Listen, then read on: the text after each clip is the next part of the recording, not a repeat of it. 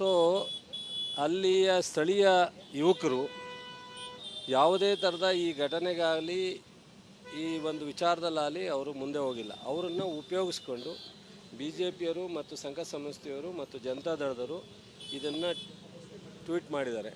ಕೊನೆಗೆ ಅಂತಿಮವಾಗಿ ಅವರು ಸಹ ನಮ್ಮ ಜಿಲ್ಲಾ ಆಡಳಿತ ಮೀಟಿಂಗ್ ಮಾಡಿದಾಗ ನಾವು ಇದರಲ್ಲಿ ಯಾವುದರಲ್ಲೂ ಪಾತ್ರ ಇಲ್ಲ, ನಾವು ಕೇಳಿದ್ದು ನ್ಯಾಷನಲ್ ಫ್ಲಾಗ್ ಹಾರಿಸಲಿಕ್ಕೆ ಕನ್ನಡಪ್ರಭ.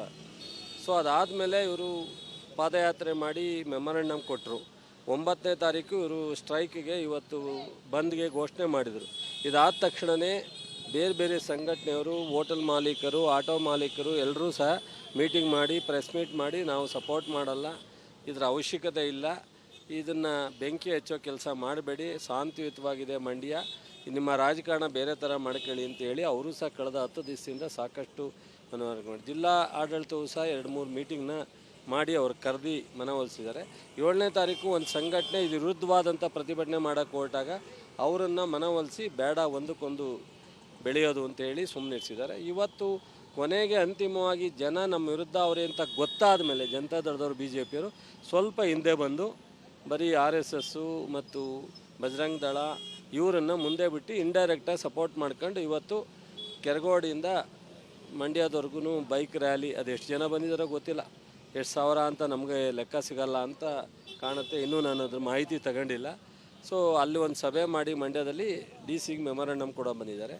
ಇದೊಂದು ದುರಂತ. ಅವ್ರು ಮಾಡ್ತಕ್ಕಂಥದ್ದು ಇವತ್ತು ರಾಷ್ಟ್ರದ ಸಂವಿಧಾನ ವಿರುದ್ಧ, ಪ್ರಜಾಪ್ರಭುತ್ವ ವಿರುದ್ಧ, ನ್ಯಾಷನಲ್ ಫ್ಲಾಗ್ ವಿರುದ್ಧ ಅವರು ಘೋಷಣೆ. ಇವತ್ತು ಅವರು ಹನುಮನ ಫ್ಲಾಗ್ ಹಾರಿಸ್ತಕ್ಕಂಥದ್ದು ಅದಕ್ಕೆ ಆದಂಥ ಜಾಗಗಳಿದೆ. ವೈಯಕ್ತಿಕವಾದಂಥ ಧರ್ಮದ ಬಗ್ಗೆ ನಾವು ಮಾತನಾಡೋದಾದರೆ ಯಾರೂ ತಪ್ಪು ಅನ್ನಲ್ಲ, ಅದಕ್ಕೂ ಒಂದು ಇತಿಮಿತಿ ಇದೆ.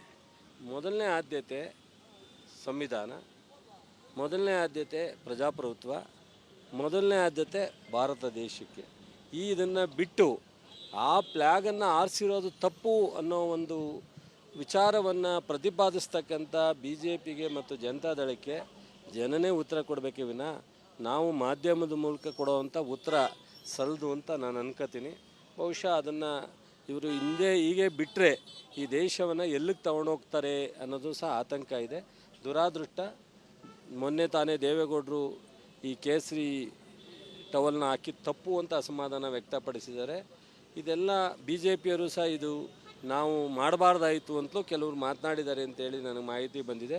ಒಟ್ಟಾರೆ ಮುಂದಕ್ಕೆ ಹೋಗಿದ್ದಾರೆ, ಹಿಂದಕ್ಕೆ ಬರೋಕ್ಕಾಗದಲ್ಲೇ, ತಪ್ಪನ್ನು ಒಪ್ಕೊಳ್ಳೋಕ್ಕಾಗದಲ್ಲೇ, ಜನರ ಏನಿದು ಇವತ್ತು ಮಂಡ್ಯ ಜನರ ಭಾವನೆ ಇದೆ ಅದಕ್ಕೆ ಸ್ಪಂದಿಸೋಕ್ಕಾಗದಲ್ಲೇ ಈ ಥರ ಮಾಡ್ತಾ ಇದ್ದಾರೆ.